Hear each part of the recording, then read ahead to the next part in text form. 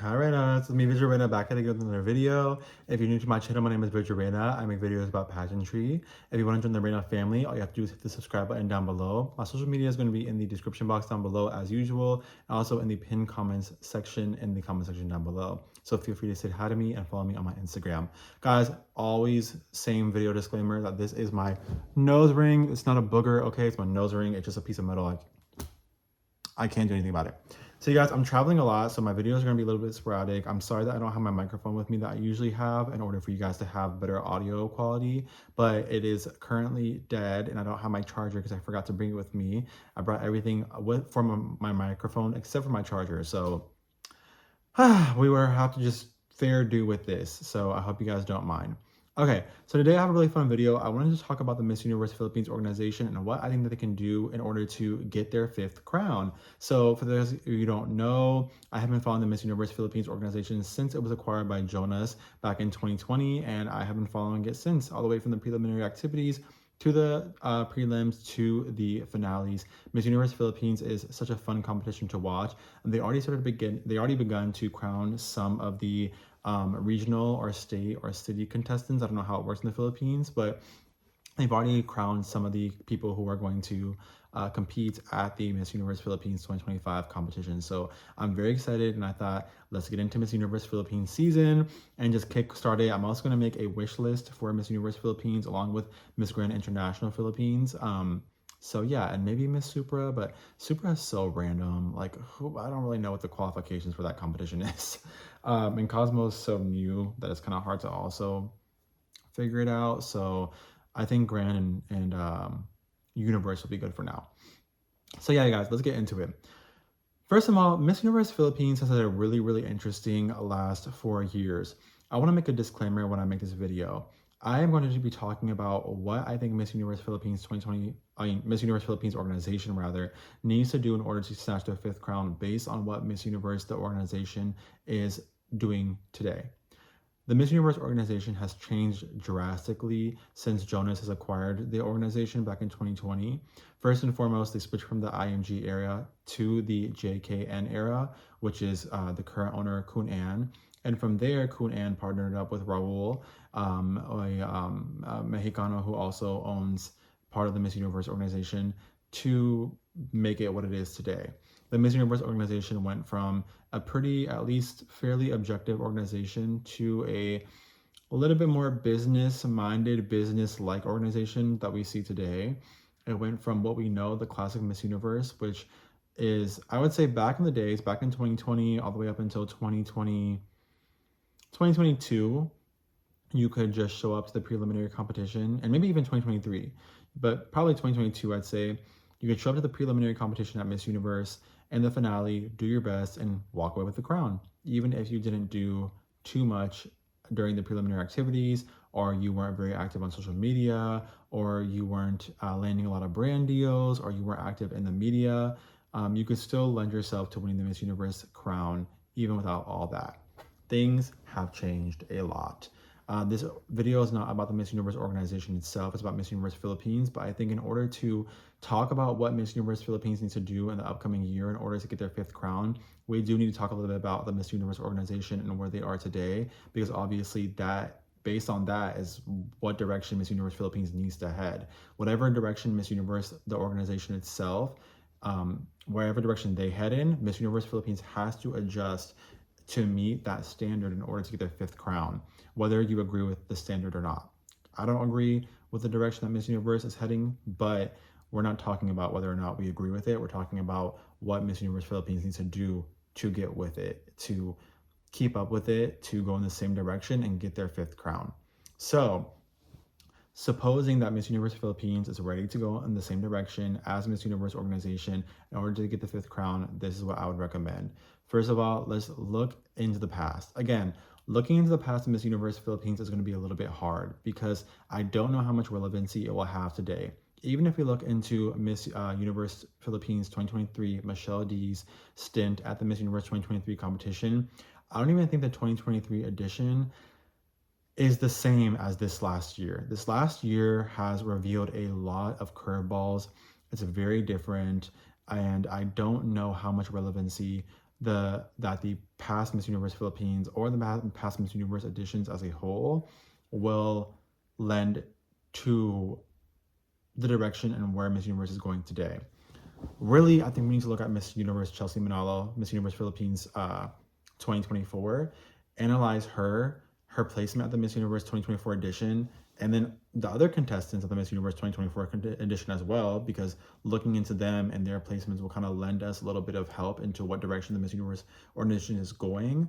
And looking at the Miss Universe 2024 winner, Miss Universe Denmark, Victoria, using all that, which is a lot, and that will kind of give us an idea of what direction Miss Universe Philippines needs to head. Oh my God, are you guys getting a headache and dizzy? Are you guys also getting dizzy trying to like piece all those things together in order to get a good solid queen for the Philippines so that they can win their 5th crown? Because I'm getting dizzy. Are you guys getting dizzy? I'm getting dizzy. Okay. What the heck happened? Let's do a Miss Universe 2024 in review. Miss Universe 2024 is trying to be a knockoff Miss Grand International right now. So what does that mean? The queen that the Universe Philippines organization brings into the next year is going to have to be 1, natural, 2, marketable, 3, marketing, meaning that she's going to have to market a lot of the products for Miss Universe, the Miss Universe brand, the Miss Universe Philippines brand. She's going to have to also be very privy to social media and social media engagement, because a big platform for marketing in today's society is social media. And through social media, she's going to have a really big media presence. I would say with the new ownership of Raul, getting your queen into both in front of audiences, not just in the Philippines, but also in front of Telemundo is going to be vital as well. And it's going to only help. I'm not saying it's necessary, because obviously Miss Universe Denmark, who won, was not going to these Telemundo events in order to get in front of the Spanish audience members, but I do think it's going to only help and strengthen the chances of winning at the Miss Universe 2025 edition. Okay. Long gone are the days of just showing up to the preliminary and finale at Miss Universe and doing your best and winning the competition. Those days are beyond us. They're behind us, actually, rather. That is not a good strategy. Now, I'm not going to say that being extra and having a really big, strong social media presence and doing the most and being va-va-voom and out there is going to guarantee a high placement or a win. It's not. There are plenty of girls in the Miss Universe organization who took that approach this past edition and either did not place or did not place high. However, I would definitely say that we can see a more business-oriented Miss Universe organization in the upcoming years. And it's going to be imperative that when Miss Universe Philippines is crowned this year for the 2025 edition, that the Miss Universe Philippines organization puts their contestant in position to be very marketable, to be comfortable with marketing, to be comfortable with media engagement, and to be a little bit flashy. I would say, again, they cannot come and just be a quiet dark horse. The days of the dark horse are gone. Miss Universe Denmark, people might say, well, she was a dark horse, Miss Nigeria was a dark horse, etc., etc., etc. I have suspicion, just like Miss Grand International, that Miss Universe is starting to look at queens from the preliminary activities onward and deciding who they want to crown, or at least a few girls who they would like to crown. And I think that is just the truth, you guys. They're looking for an overall brand ambassador. How do you interact with the media? How do you interact on your social media? How marketable are you to a global audience? We can no longer be looking at queens just on a national level competition. I think Miss Universe Philippines' biggest issue right now, and this, let me just make a disclaimer. Every queen that Miss Universe Philippines has crowned thus far, I have loved. I loved Rabia Mateo. I loved Bea Luigi Gomez. I loved Chelsea Cortezi. I loved Michelle D. And I loved Chelsea Manalo. Do I think that each and every one of them had something that they could have improved? Sure. But I think that about every single queen. I also think that they had a lot of things that they did really, really great, including Celeste, who didn't even place, right? But I think Miss Universe Philippines, their biggest thing is that they're going to have to stop relying on just the prelims and the finales to judge their queen, because Miss Universe themselves are no longer doing that. They're going to have to, and I think they should be honest. I think they should tell the contestants that are coming to the 2025 edition of Miss Universe Philippines, we are looking at you from the minute the preliminary activities start. we're looking at you as if you were going to Miss Universe. Who, if today was going to Miss Universe, can survive the cut, can make the cut, can move past the top 30 into the top 12 or 10 or whatever they're going to do for the next edition? They should tell the contestants that. They need to find someone who is not just ready during the prelims, not just ready during the finales, but they were ready from the get-go. I'm talking about Michelle D level business management. You need someone who is forward like Michelle D. You need someone who is business minded like Michelle D. You need someone with the face and the beauty and the queenliness of Chelsea Manalo. You need someone with the va-va-voom and the social media etiquette of Celeste Cortezi. You needed that someone who has that little bit of charm like Bea and Rabia do. You need a little bit of all of that in one. We need to look for a queen. I said we as if I'm Filipino. Miss Universe Philippines and the Filipinos are going to have to look for a queen that is ready to give their all from the very get-go. I think the Miss Universe organization tends to crown based off of what works in the Philippines. You have to remember, when that queen leaves Miss Universe Philippines, they're not going to be competing with just Filipinos. They're not going to be competing based on Filipino beauty standards. They're not going to be competing based on what Filipinos think is a winner or not. They're going to be competing based off of international and global beauty standards, international and global performance standards, international and global marketability, and they're going to need to consider all of that. Now, I'm not saying that to say that any of the past queens that have been Miss Universe Philippines are not internationally marketable, internationally, globally, their standards aren't good. They are all phenomenal. But I think the Miss Universe Philippines organization is going to have to push the queens a little bit further and a little more than they have had to in the past to put them at a certain standard that is in alignment with the current Miss Universe organization. I'm just being real. I don't like it either. I know you're probably thinking, I don't want to have to force our queen to be this way. I don't either.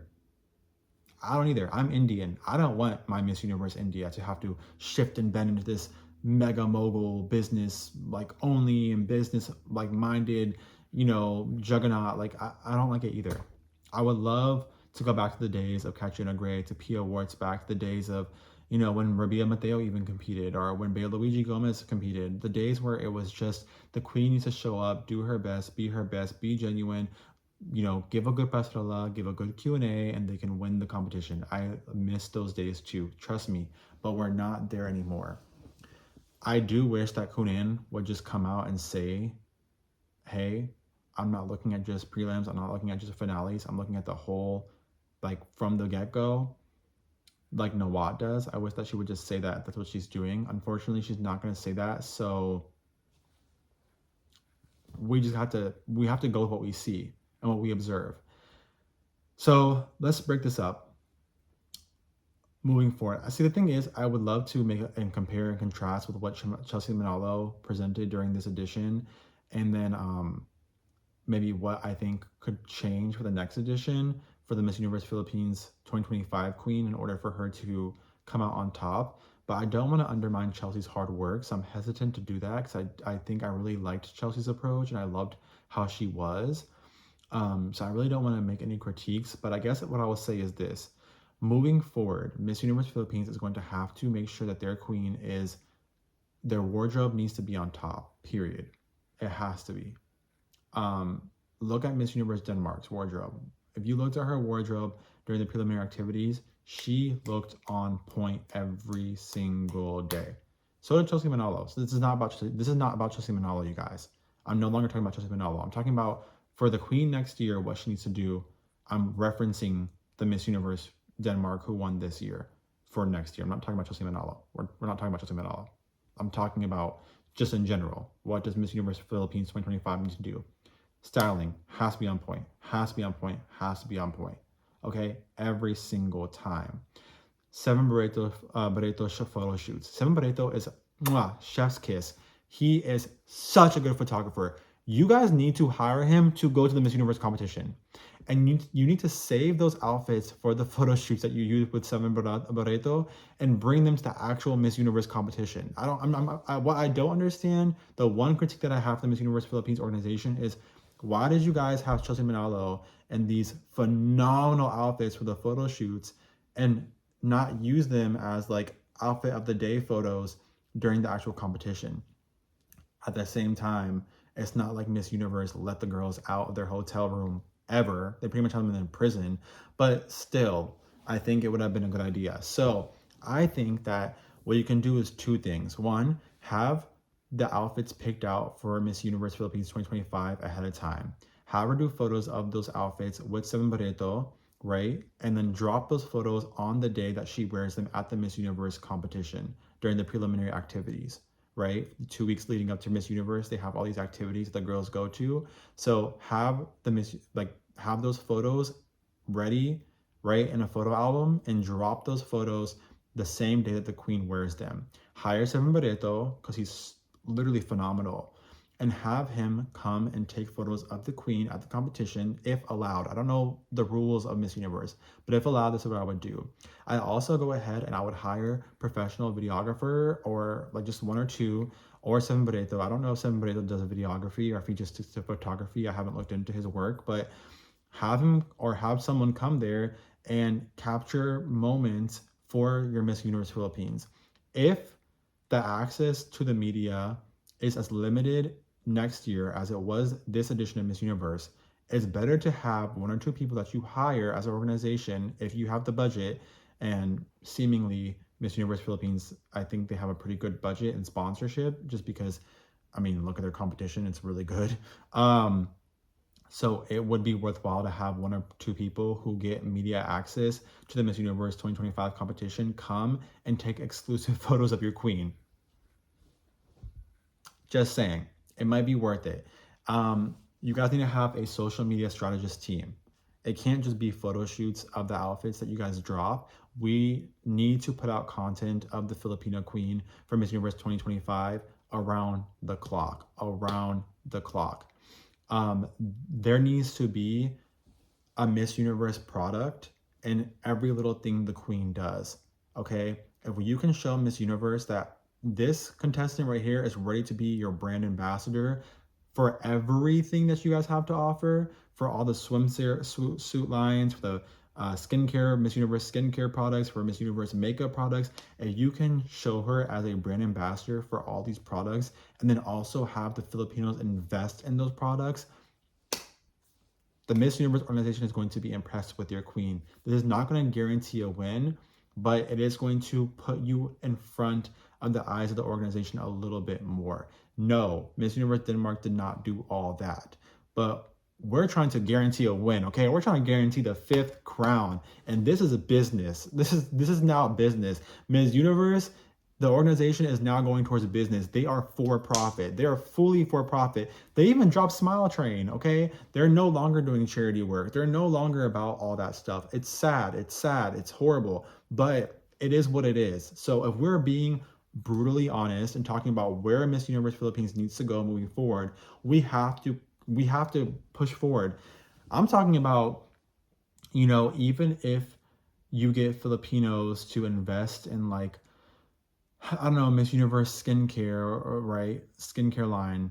If you have the girl like market it out and then Filipinos like purchase it, maybe it can be like for every purchase of MU skincare, the Miss Universe Philippines organization will, also add in a purchase and do a giveaway.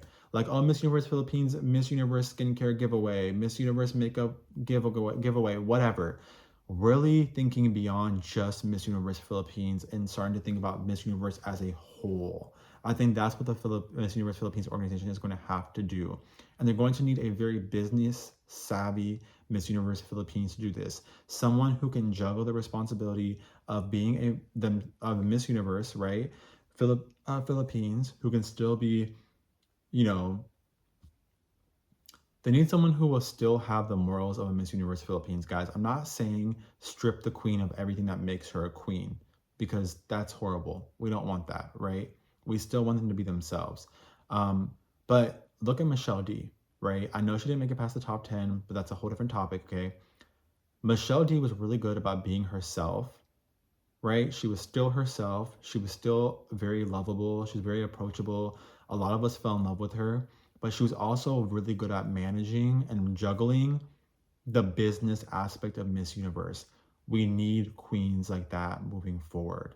Queens that are globally marketable, who know how to do business, who are ready to work, and who have familiarity with this space. Okay.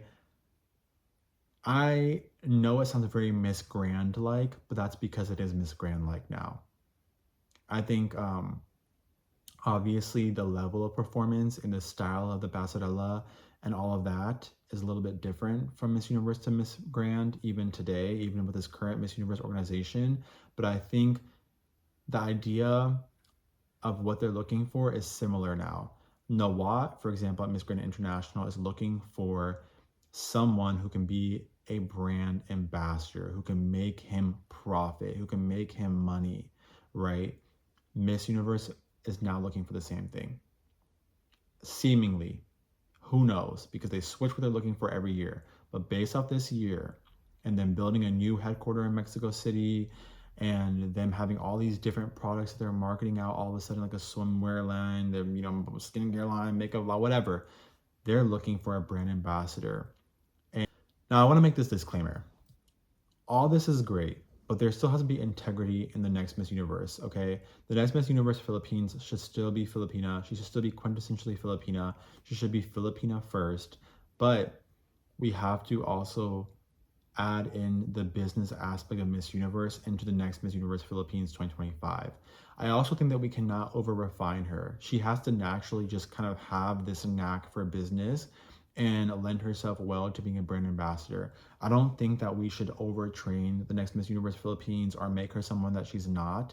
We saw the results of that with Rabia Mateo. I think the Miss Universe Philippines organization went way too much into Rabia Mateo, and they kind of took away who she was and took away a lot of her own natural personality. So I don't think that taking that away from the next Miss Universe Philippines is going to lend itself well, because ultimately then all the charm that that person has is kind of gone and dissipates.